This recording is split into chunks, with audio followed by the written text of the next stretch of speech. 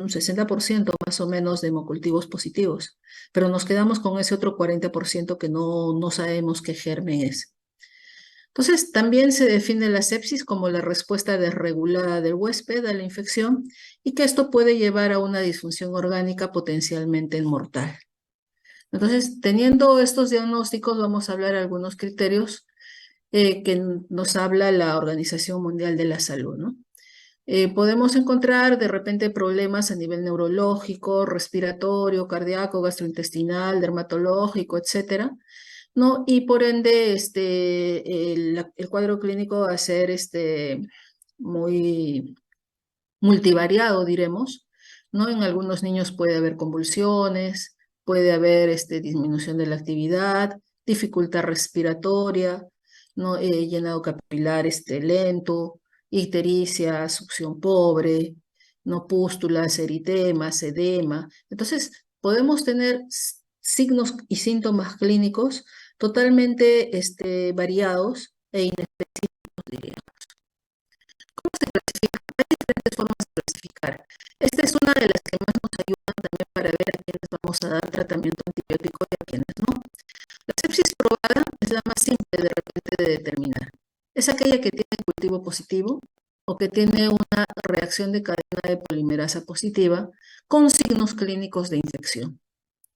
No, ahí definitivamente ese bebé va a requerir de terapia antibiótica. No, ahí no hay mayor discusión, diremos. También tenemos la sepsis probable. Es aquella que el bebé tiene signos y síntomas clínicos, ¿no? Y con al menos 2 resultados de laboratorio anormales y con cultivos negativos. Ahí también diría, si tiene signos y síntomas, pues le doy tratamiento, ¿no? Y tiene 2 resultados de laboratorio anormales. Entonces, en estos 2 casos sí pensar en dar tratamiento antibiótico. Mientras que en la sepsis posible puede tener signos y síntomas de infección, puede tener una PCR positiva, no puede tener de repente interleuquina 6, 8 también positivas y con cultivos negativos.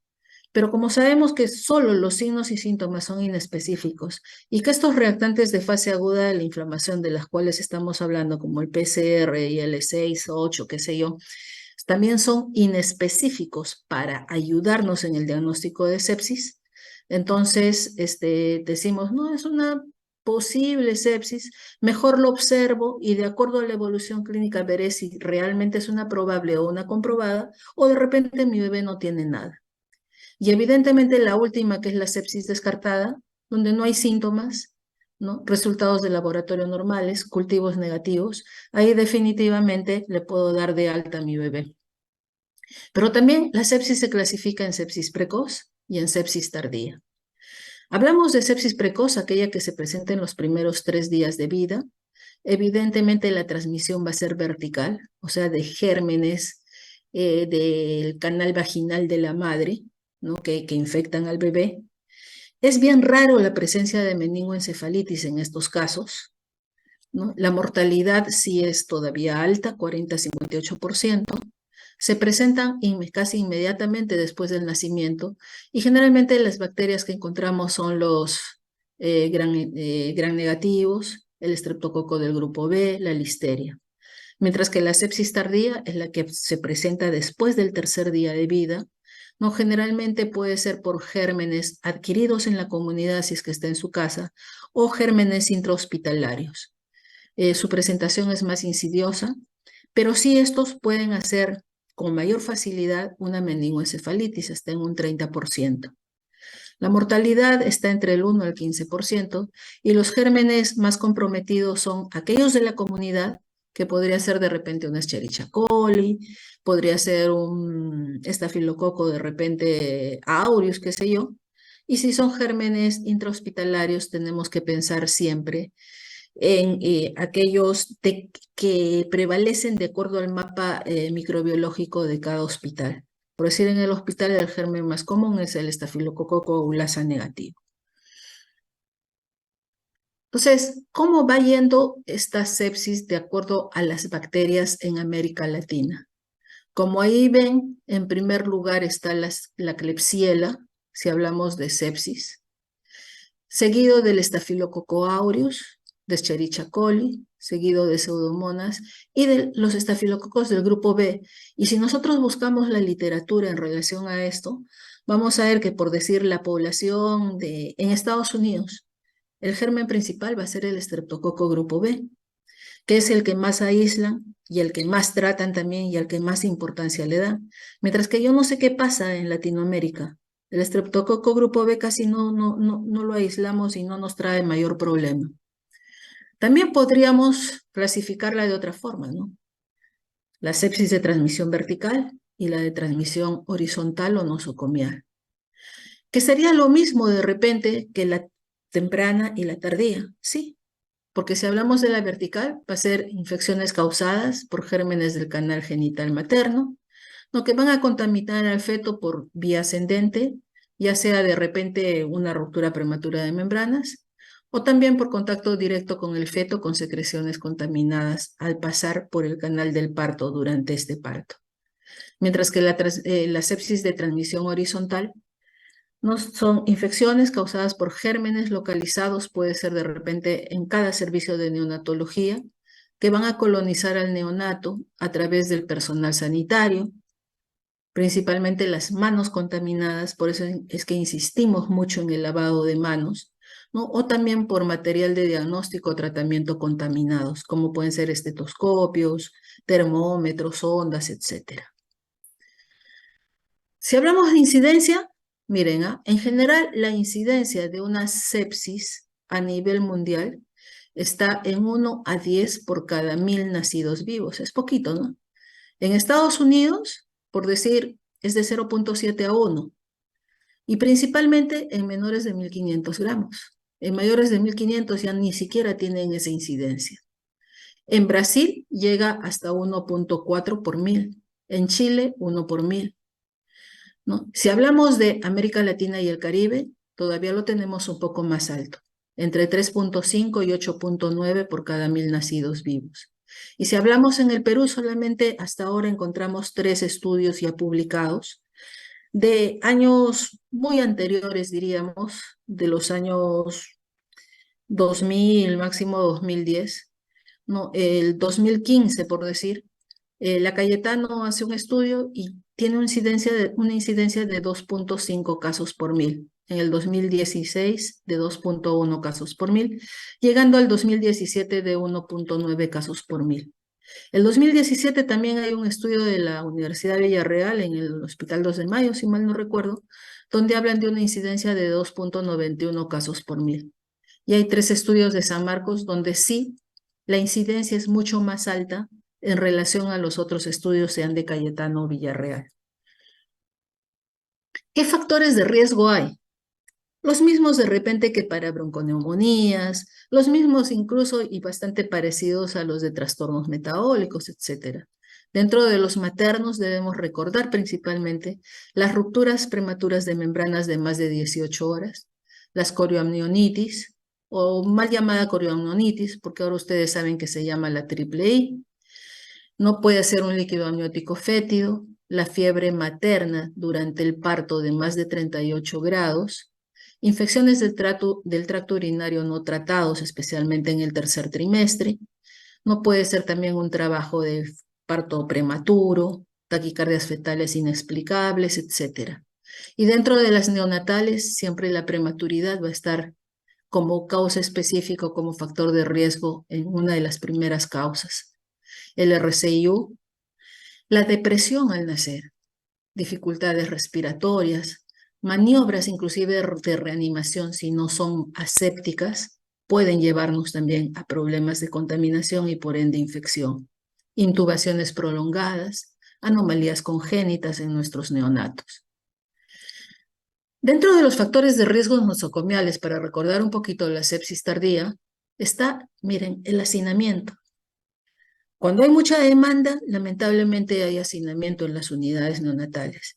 Y cuando una unidad está con mucho hacinamiento, va a ser más fácil de diseminar una infección y de hacer también contaminación cruzada entre los bebés. Evidentemente, las hospitalizaciones prolongadas, los procedimientos invasivos, las líneas endovenosas centrales, la misma alimentación parenteral, muchas veces no la preparan en forma totalmente aséptica y por ahí pueden jalar unos bichitos que los pueden infectar a nuestros bebés, las intubaciones endotraqueales, etcétera. Y hablemos de la etiología. Hablábamos que en Estados Unidos y en Europa, miren, es el estreptococo del grupo B el que prima, es decir, los gram positivos, seguido del estafilococo coagulosa negativo y del Escherichia coli. Si vemos en el Perú, específicamente estos dos estudios, el de la Cayetano y el de la Villarreal. En Cayetano lo que prima es el estafilococo coagulasa negativo y en el estudio de la Villarreal igual, ¿no? Seguido de los gram negativos, ¿no? También del estafilococo hominus y el enterococo. Si me preguntan ahorita cuál es el germen por decir que prima en Cayetano, y a mí me llamó mucho la atención, es la listeria. Mientras que, por decir en el María Auxiliadora, el germen que prima es el estafilococo coagulasa negativo. ¿Y qué organismos entonces causarán la sepsis de inicio temprano? ¿Y qué organismos causarán la sepsis de origen tardío? Si hablamos de las de origen temprano, tenemos los más comunes, que es el estreptococo del grupo B, la Escherichia coli y el estafilococo coagulasa negativo. Hay algunos que son inusuales, como el estafilococo aureus, la Neisseria meningitidis, el estreptococo pneumonia, el Haemophilus influenza, ¿no? Y muy raros, los que sí nos van a producir los de inicio tardío, como la Klebsiella pneumonia, la Pseudomonas, etc. Y las de inicio tardío tenemos siempre el estafilococo coagulasa negativo, la Escherichia coli, especies de Klebsiella, Enterobacter, Candida, Pseudomonas, etc. ¿Qué signos y síntomas tienen estos enanos entonces que hacen cuadros clínicos y después diagnosticados de sepsis? Recuerden esto, los signos y síntomas son inespecíficos. Esto mismo pueden tener un bebé con una hipoglicemia, puede tener un prematuro por prematuro per se, un bebé que nace con un cuadro de depresión o asfixia. Entonces, los signos se comparten, pero si aunado a los factores de riesgo encontramos, por decir, palidez grisácea, una ictericia, dificultades o deterioros respiratorios, intolerancias digestivas, irritabilidad o letargia, ¿no? Inestabilidades térmicas, signos de hipoperfusión, etc., aunado con los factores de riesgo, definitivamente en primer lugar nos tiene que hacer sospechar un problema infeccioso. Entonces, ¿cómo hacemos los diagnósticos? Primero, buscaremos los factores de riesgo que podamos identificarlos. Los hallazgos clínicos que encontremos, ¿no? Seguido de cultivos, diría yo, después análisis de laboratorio y principalmente el juicio clínico, jóvenes. Nosotros en neonatología somos clínicos, más que laboratoriales, más que quirúrgicos. Entonces, nuestro juicio clínico es el que va a primar para ver y determinar el diagnóstico en nuestros bebés. ¿Con qué entidades haremos el diagnóstico diferencial? Una asfixia, ya les dije. Dificultades respiratorias, es decir, una membrana hialina me puede hacer sospechar también de una sepsis. Una hipertensión pulmonar persistente, malformaciones congénitas cardíacas, anomalías intestinales, errores congénitos del metabolismo, que muchas veces decimos, llega el bebé muchas veces con factores de riesgo y cuadros clínicos con signos y síntomas inespecíficos. Y lo primero que hacemos es sospechar en sepsis, indicarle su tratamiento antibiótico y muchos de estos bebés se nos mueren. No estaremos subdiagnosticando y sospechando mal y no será un error innato del metabolismo. De repente una fenilcetonuria, una galactosemia, etcétera.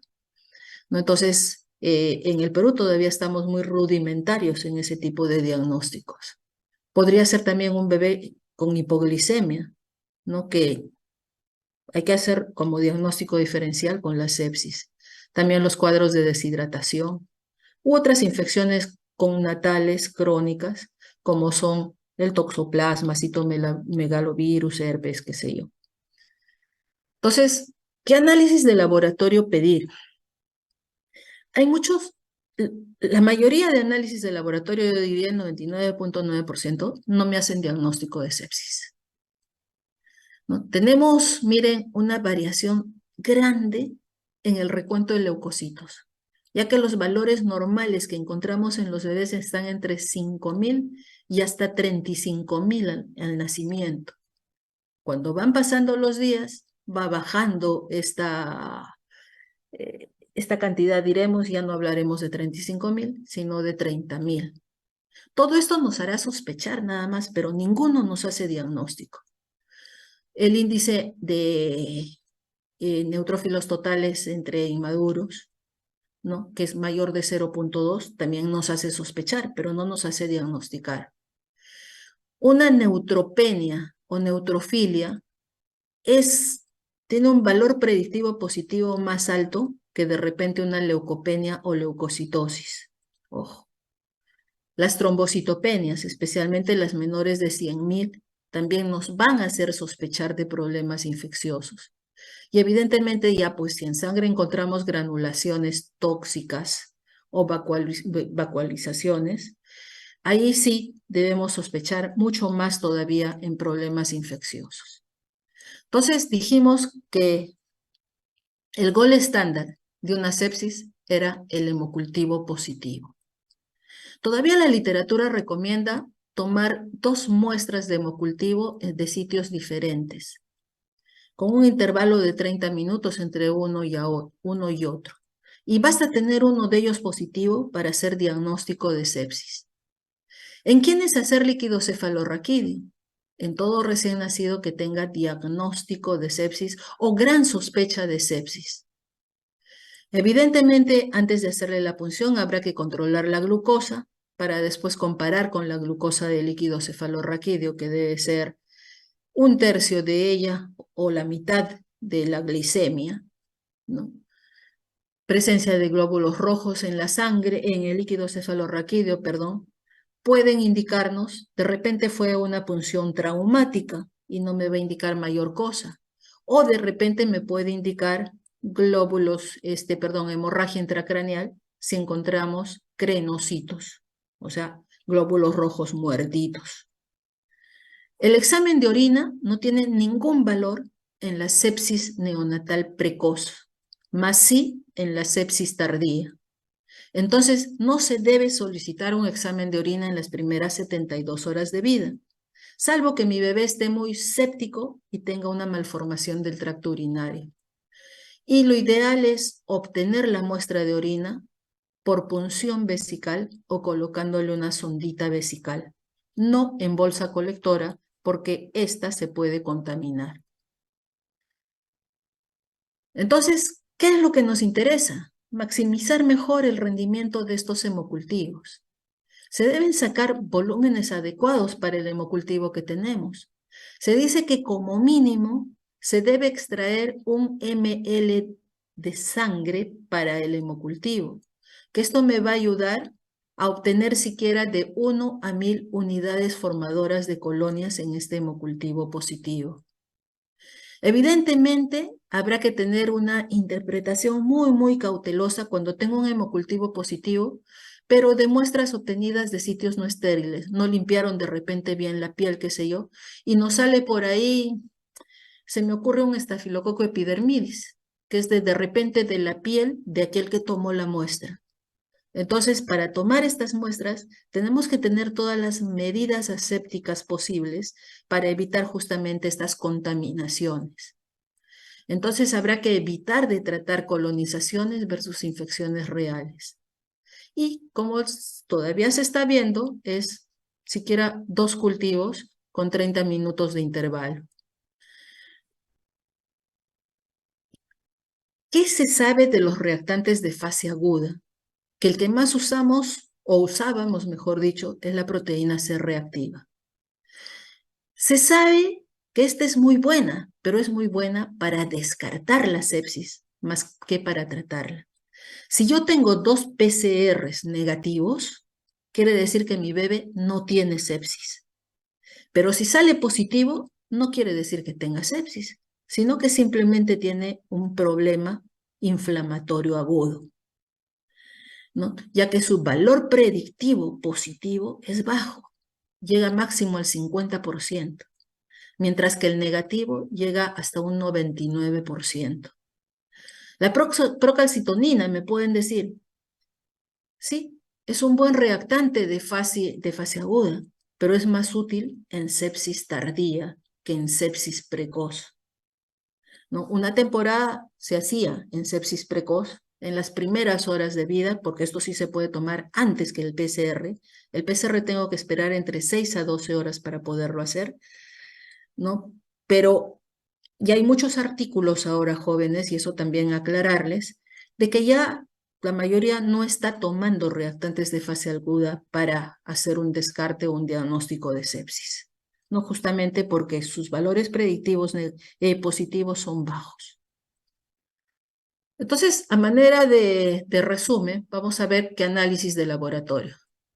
Hemocultivo, dijimos, que es el gold estándar, pero sacar 1 mililitro de sangre y de 2 sitios diferentes. Si hay diagnóstico de sepsis o una sospecha alta de sepsis, hacer punción lumbar. Examen de orina para sepsis tardía, no para sepsis precoz. Si vemos aspirado traqueal, generalmente ya casi no se está haciendo, ¿no? Porque nos puede salir más que nada contaminaciones cruzadas. Podemos pedir de repente para ver cómo está su función inmunológica, etcétera. Todavía está en investigación, ¿no? Entonces no nos ayuda para nada.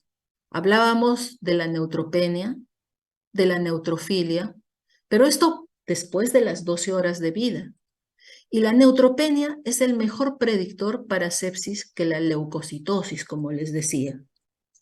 No me dice que tiene sepsis, pero sí es un buen predictor, ¿no? Marcador de neutrófilos, el CD64, que generalmente está incrementado después de las 24 horas de la infección, ¿no? Y evidentemente requiere buena cantidad de sangre, ¿no? Y el punto de corte va a ser el que ven ahí, que tiene óptima sensibilidad y especificidad, pero no tenemos en el Perú.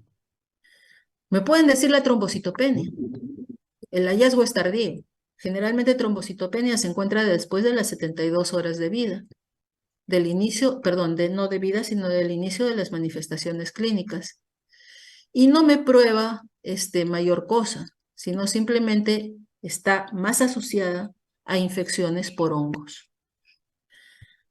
El líquido cefalorraquídeo ya habíamos hablado, ¿no? No prueba meningitis, ¿no? Hasta 20 células, como vamos a verlo luego. El PCR tiene buen valor predictivo negativo, dijimos, más no nos hace diagnóstico de sepsis. Entonces, ¿qué tratamiento vamos a dar en nuestros bebés con diagnóstico de sepsis? Va a variar según el cuadro clínico. Habrá que monitorizar principalmente las funciones vitales, a ver cómo están. Veremos si está haciendo fiebre y veremos esa curva febril. Haremos soporte de líquidos y electrolitos, estabilización respiratoria y hemodinámica. Indicaremos antibiótico terapia y aislaremos al bebé de acuerdo al agente infeccioso que encontremos. Si es un agente altamente contaminante, habrá que aislarlo más a ese bebé para que no infecte a toda la sala donde se encuentre el bebé. Entonces, ¿qué estrategias de manejo vamos a tener? Por favor, recuerden esto. El antibiótico es bueno para los problemas ya diagnosticados de sepsis. Mas si yo no tengo un diagnóstico, ya sea sepsis probable o sepsis confirmada, perdón, sepsis clínica o sepsis confirmada, es mejor observarlo, porque también los antibióticos nos traen efectos colaterales, como de repente una enterocolitis necrotizante por el uso indiscriminado de antibióticos. Retinopatía del prematuro incluso está ya determinado por el uso de antibióticos. Y en la niñez nos pueden traer mayores cuadros de asma, etc. Entonces, habrá que medir este uso de antibióticos. Habrá que maximizar entonces para eso el rendimiento de cultivos. Habrá que elegir una terapia empírica en los casos solamente que se requieran y habrá que ir reevaluando el uso de estos antibióticos una vez iniciados. ¿Qué quiere decir? De repente tengo un prematuro moderado de repente o tardío, ¿no? Con un RPM de más de 18 horas, con algún signo clínico ahí de un probable problema infeccioso. ¿Qué me dice la literatura? Que tengo que iniciarle tratamiento antibiótico inmediatamente. Pero también le pediré su hemocultivo. Y al día siguiente, o máximo a los 2 días, estaré viendo el resultado de ese hemocultivo. Si ese hemocultivo es negativo, probablemente entre 48, máximo 72 horas, tenga que estar suspendiendo yo este antibiótico porque mi bebé en realidad no hizo sepsis. Si el hemocultivo es positivo, continuaré con el antibiótico. Ahora me pueden decir, ¿el PCR me puede servir para seguimiento y para ver la respuesta al tratamiento antibiótico? Hasta hace un año les hubiera dicho que sí, pero ya hay estudios que tampoco me sirven para eso. Entonces, ¿cómo se mide el uso de antibióticos? Habrá que reducir entonces el espectro de antibióticos usados, reducir el tiempo de antibiótico, como les iba explicando, evitar terapias inadecuadas y evitar el uso redundante de antibióticos. El tratamiento empírico inicial, diremos, en la sepsis temprana será administrar una ampicilina más un aminoglucósido. Me pueden decir, ¿por qué no penicilina? Si la penicilina cuesta como un sol y la ampicilina cuesta como 10 soles. Sí, pues. Damos ampicilina porque este antibiótico es el único que es sensible a la Listeria monocitógenes. Y la Listeria monocitógenes, si no la tratamos adecuadamente y prontamente en nuestros bebés, los mata, jóvenes. Por eso es que usamos la ampicilina en vez de la penicilina. Y si mi bebé hace meningoencefalitis, pues tengo que pensar en antibióticos que pasen la barrera hematoencefálica. El aminoglucósido no pasa la barrera hematoencefálica. Entonces cambiaré el aminoglucósido y le daré una cefalosporina de tercera o cuarta generación.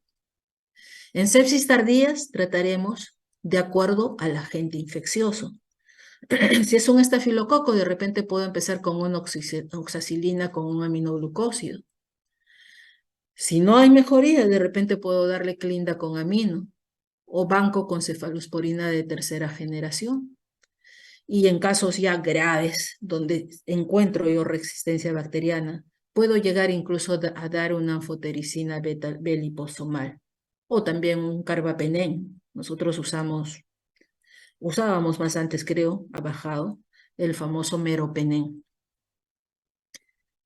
De acuerdo al agente infeccioso, si tengo Streptococcus galactiae o listeria, daré ampicilina y aminoglucósido. Ampicilina por 7 a 10 días, aminoglucósido por 5 a 7 días. Si es una meningoencefalitis, el tratamiento mínimo es 14 días.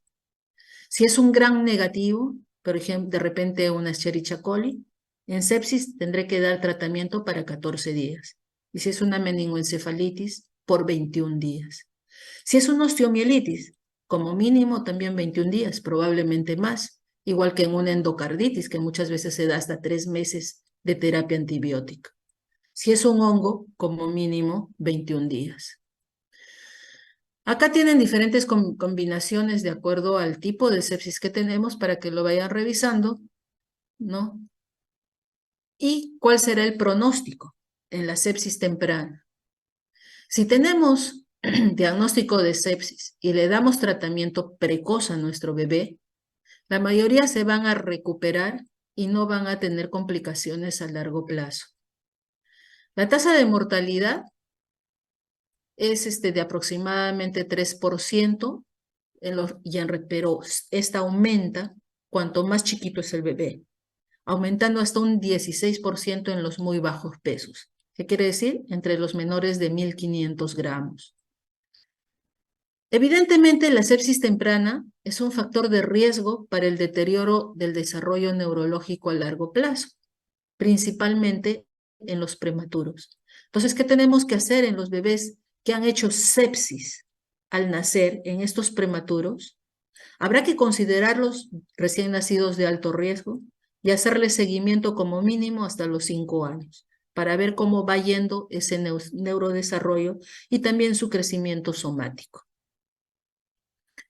En la sepsis tardía, la tasa de mortalidad aumenta, es hasta un 18%.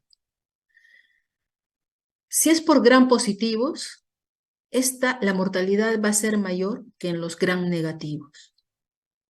Los factores de riesgo para estas sepsis tardías, evidentemente las intrahospitalarias principalmente, son la intubación, administración de vasopresores, la hipoglicemia, las trombocitopenias y la enterocolitis necrotizante. Los de muy bajo peso que sobreviven, ojo, y acuérdense esto, están en riesgo de sufrir deterioro del desarrollo neurológico a largo plazo, incluido secuelas de parálisis cerebral post-sepsis. Entonces, seguirlos bien e ir previniendo este tipo de secuelas que puede dejar estos problemas infecciosos. Entonces, para poder ver estos problemas de sepsis, hay 5 reglas de oro. Habrá que evaluar primero los factores de riesgo con los cuales nace mi bebé y la estancia hospitalaria, principalmente mayor de 48 horas de los bebés, que aumentan también los problemas infecciosos en ellos. Habrá que pedir solamente los análisis que nos van a ayudar a hacer diagnóstico o nos van a ayudar también a determinar, a descartar que no tiene el problema infeccioso. Si tiene un cultivo positivo, no solamente pedir cultivo, hemocultivo, sino también el antibiograma para ver qué microorganismo es y qué antibióticos son sensibles a este microorganismo. Si mi hemocultivo sale negativo a las 48 horas, suspenderé el antibiótico. Y evidentemente, si la madre es estreptococo del grupo B, ¿no? Ahí habrá que darle tratamiento a la madre desde antes del parto para prevenir la infección en nuestros bebés. Si hablamos un poquito de lo que es la meningitis, se sabe que es una condición médica de infección sistémica. ¿Qué quiere decir? Que esta sepsis este germen atravesó la barrera hematoencefálica y produjo inflamación de la masa cerebral, del líquido cefalorraquídeo, etc. Y de las meninges, ¿no? Por eso es la meningitis. Entonces, ¿la meningitis qué se produce? Inflamación de las meninges y del sistema nervioso central. ¿Qué va a ocurrir en el sistema neonatal? Por eso hablamos de meningitis, en el periodo neonatal, por eso hablamos de meningitis neonatal. Es más común en este periodo de vida que en alguna otra etapa de la vida, pero dijimos que después de los 3 días de vida. Su incidencia es baja, uno entre 2.500 nacidos vivos, y la causa más común que tenemos de esta meningitis es la bacteriemia. Se habla de meningitis neonatal precoz.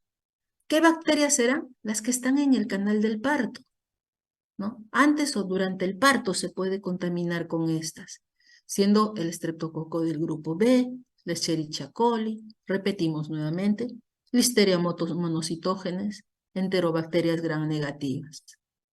Mientras que en la tardía tendremos los gérmenes propios de cada unidad, en este caso de las unidades neonatales.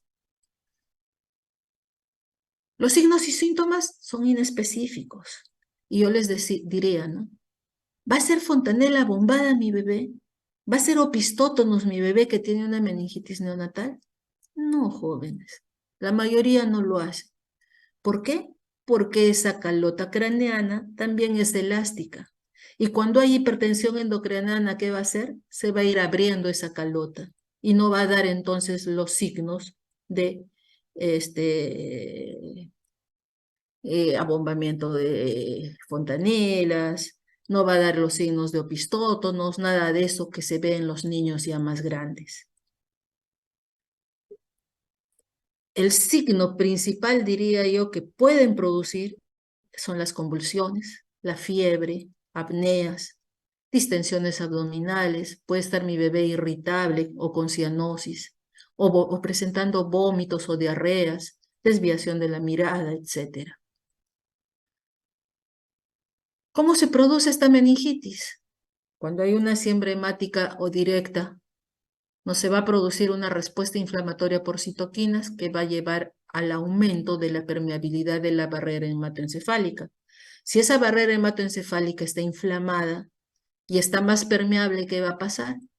Van a pasar estos gérmenes y van a producir lesión del endotelio capilar, necrosis tisular, perdón, lo que va a llevar a un aumento de la presión endocraniana, una hipertensión endocraniana, diremos, edema, hipoxia, isquemia y lesión de estructuras cerebrales, que al final puede llevarnos a problemas de ventriculitis, vasculitis o incluso abscesos intracerebrales. Entonces tenemos las meningitis de transmisión vertical y de transmisión horizontal o nosocomial. ¿Qué factores de riesgo hay en las verticales? Las mismas les diría que para el problema de sepsis. Entonces, corioamnionitis, ruptura de membranas, infecciones del tracto urinario, etc. Y en las nosocomiales, las mismas también que para sepsis. Prematuridad, hospitalizaciones en las UCIs, el uso de antibióticos de amplio espectro también, catéteres centrales, intubaciones, etc. Entonces, ¿cómo hacemos el diagnóstico de la meningitis? La única forma de ayudar en el diagnóstico es mediante punción lumbar. Del punción lumbar pedir uno, el citoquímico, es decir, el citológico y el bioquímico, ¿no? Que tienen ahí los valores abajito para el atérmino y el pretérmino, y también pedir el cultivo de líquido cefalorraquídeo. La verdad que yo tengo casi 25 años trabajando en neonatología. Hasta ahora he observado solamente un cultivo de líquido cefalorraquídeo positivo. Yo no sé por qué todos salen negativos, teniendo muchas veces aumento de celularidades en el líquido cefalorraquídeo. Encontramos muchas veces 10.000, 20.000 leucocitos por campo en un líquido a predominio de polimorfonucleares. Sin embargo, el cultivo no sale negativo. Es importante pedir también un GRAM, porque eso nos va a ayudar también a ver si es GRAM positivo o negativo y nos va a ayudar en el tratamiento posterior. Ver si hay glucorraquia. Cuanto menos glucosa encontremos en un líquido cefalorraquídeo, más probabilidad de que sí sea una meningitis, porque ¿qué pasa? Las bacterias consumen la glucosa. Entonces va a ser mucho menor del 50% de la glicemia. Podemos encontrar hiperproteinorraquias, aumento de proteínas en el líquido, pleocitosis, o sea, leucocitos elevados, y podríamos hacer también prueba de antígenos que nos puede ayudar rápidamente en ese diagnóstico. Entonces, no necesariamente, jóvenes, vamos a tener podemos tener inclusive menos de 30 leucocitos en un líquido por campo. Si estos menos de 30 leucocitos tienen 60 o más por ciento de polimorfonucleares, ya eso nos está orientando a que es una meningoencefalitis. Entonces, lo que más nos va a orientar es la cantidad de polimorfonucleares que nosotros encontremos en el líquido y las hipoglucorraquias. También podríamos pedir ecografías cerebrales, pero ya eso va a ser a posteriori, porque ya son las consecuencias que puede producir esta meningitis. Mediremos el tamaño de los ventrículos, si hay presencia de coágulos o abscesos, y también se podría pedir tomografías computarizadas para ver qué abscesos hay. ¿Qué otros exámenes? Los mismos que en sepsis.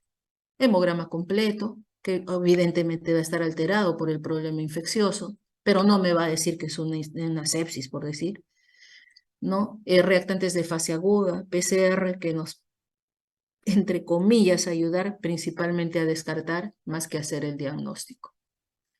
¿Y qué tratamiento damos en las meningoencefalitis?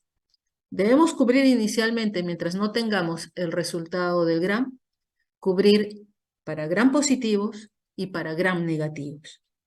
Gram positivos, acuérdense siempre, y también de la listeria, no solo del estreptococo del grupo B o el estafilococo. Por eso, dar una ampicilina. Y para Gram negativos, ¿qué daremos? Un aminoglucósido. Si hay una meningitis, ya el aminoglucósido, dijimos, lo dejamos a un lado. Ya le estaríamos dando una cefotaxima, salvo que sea un Gram positivo, porque el aminoglucósido también puede potenciar el pasaje de la ampicilina por la barrera hematoencefálica. Y si es Gram positivo, la ampicilina va a actuar rápidamente pasando por la barrera hematoencefálica para tratar inmediatamente estos cuadros de meningitis. Pero si es un Gram negativo, podrá pasar mucha ampicilina, la barrera hematoencefálica, pero el Gram negativo no lo va a cubrir bien la ampicilina. Entonces, en ese caso, daremos una ampicilina con una cefalosporina de tercera o cuarta generación, y a dosis máximas recomendadas. Si la dosis de ampicilinas es 50 miligramos por kilo para sepsis, en la meningoencefalitis hasta triplicamos la dosis, 150 miligramos por kilo dosis. Y también los intervalos, si podríamos dar cada 12, cada 8 horas, en la meningitis podemos darlo cada 8, cada 6 horas. Y el tratamiento va a ser de acuerdo a si es Gram positivo o Gram negativo. Para los Gram positivos, tratamiento mínimo 14 días en meningitis por Gram positivos y 21 días por Gram negativos. Ahora, si no tengo la bacteria, si no aislé el germen en sangre ni en líquido cefalorraquídeo, como tratamiento empírico inicial, empezamos con ampicilina más una cefalosporina de tercera generación, en este caso una cefotaxima, o de cuarta generación un cefepime. Me pueden decir, ¿y por qué no ceftriaxona? La ceftriaxona no se usa en neonatología. ¿Por qué no usamos en neonatología? Porque compite con la albúmina por la bilirrubina. Entonces vamos a tener menos cantidad de albúmina que se una a la bilirrubina y por ende como complicación mayor ictericia y mayor posibilidad de una encefalopatía hiperbilirrubinémica. El pronóstico de las meningitis. Sabemos que las meningitis son enfermedades devastadoras, ¿no? Y relacionadas principalmente con resultados adversos a largo plazo. Muchas veces las tratamos, se van a su casa, aparentemente sanitos, y cuando empiezan a caminar o a sentarse o en los siguientes meses, empiezan a tener complicaciones adversas. La mortalidad es alta, evidentemente dependiendo de la etiología, está entre 15 a 30%, mucho más alta en los Gram negativos que en los Gram positivos. ¿No? La prematuridad también nos lleva a peor pronóstico. Y se sabe que aproximadamente 1/3 de pacientes que hicieron meningoencefalitis y sobrevivieron se quedan con secuelas neurológicas de parálisis cerebral. Esta es la bibliografía que se ha usado en el tema, jóvenes. No quiero cansarlos mucho. Si hay alguna pregunta,